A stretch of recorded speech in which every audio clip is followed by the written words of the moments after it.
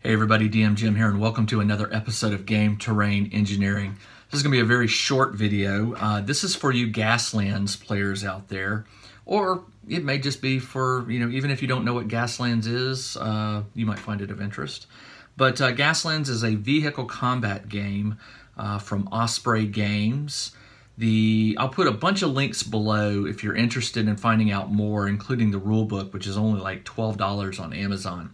But anyway, in this episode, I'm going to show you just real quickly how I made this. Yes, it is another monster truck. I bought two originally, and this is a link to the original video for the first one I made. This one is a second one, and yeah, you can maybe tell where my inspiration for this one comes from.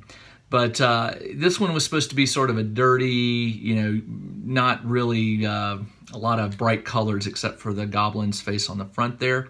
But let me take you to the video and show you how this how I put this together. I started this project with a basic monster car chassis. This one's called, I believe, the Avenger.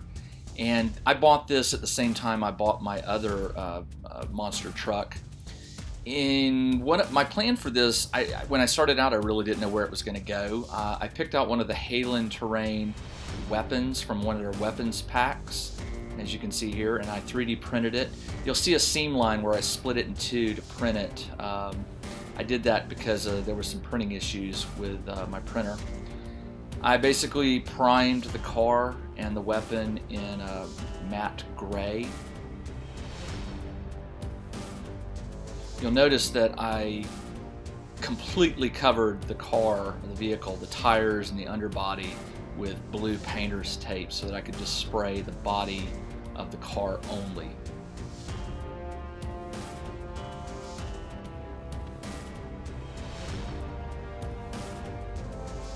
I grabbed the Green Goblin's head off of Thingiverse, and I'll put a link below in the description.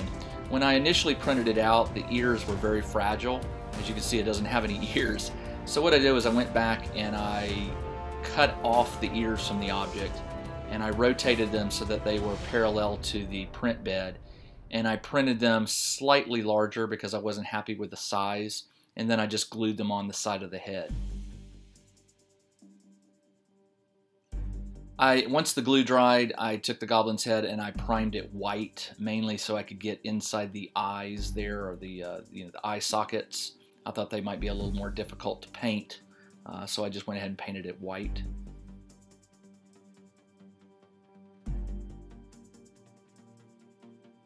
After that, I just took some paint to the weapon and the car. I chose a color called Nightmare Black. Yeah, that was it, Nightmare Black.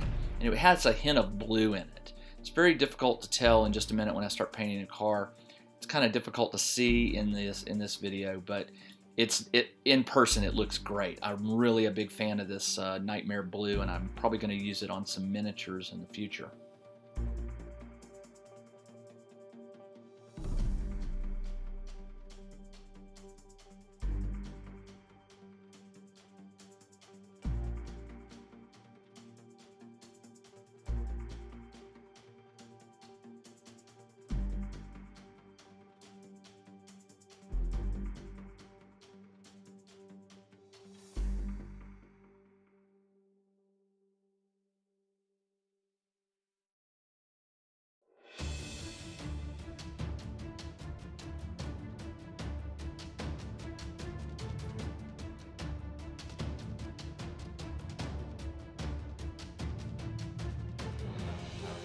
Here's the goblin all painted up. The eyes took a couple tries, but I finally got them where I was pleased with them.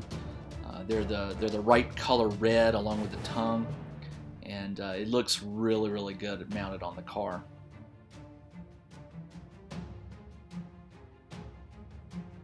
So here are just some random pictures. Here's the car painted and the other objects that I'll be gluing on it.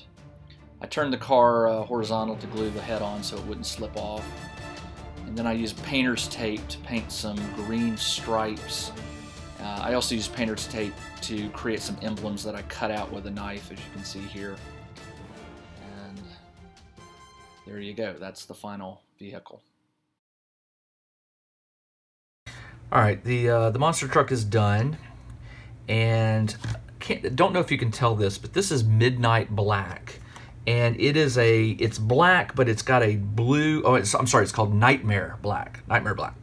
It's got a blue or maybe a dark purple hint to it. It's very hard to see until it dries. I don't want to enhance that purple, so I'm going to go with a dark tone for both the body of the car and the gun. After I glued everything together, including the gun on the top, I took some dark tone, some Army Painter dark tone, and just completely covered all of the car except for the Green Goblin head. I wanted it to still remain a vivid, bright green, but the stripes and the decals on the hood and trunk, they're toned down quite a bit.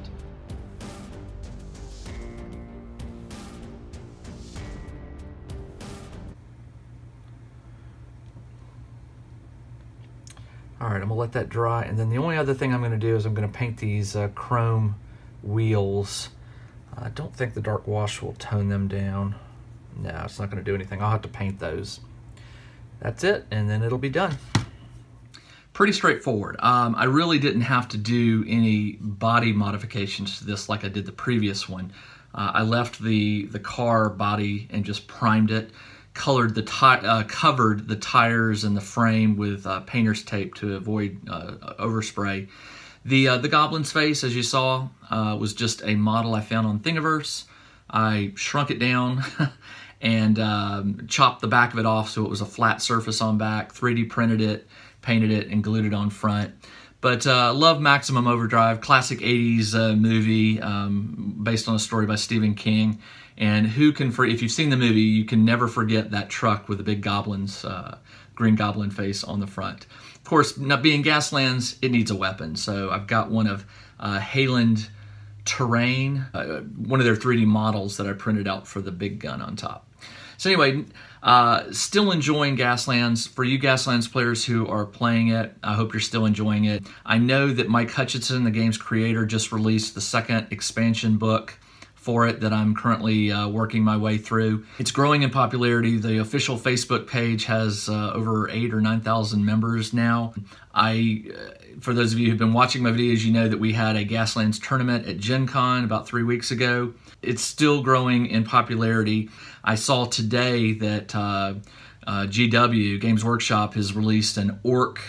I'm not familiar with all the Warhammer stuff, but there is apparently an orc-based car combat game that they are re-releasing. Apparently it's an older game, and they're re-releasing it. So right now, I guess car combat games are hot. I know Steve Jackson is getting Car Wars revamped. I'm not sure when that's going to come out. Runehammer, and again, all these will be, I'll put links below. Runehammer has his own, or Hankering for Ale, excuse me, his YouTube channel is called Runehammer. He has his own vehicle combat game that you might want to check out. So it's a good time if you're into vehicle combat games. It's a great time to be alive. Anyway, hope you like this. I've got a box over there. Whoops. I've got a box over there of cars just waiting to be built.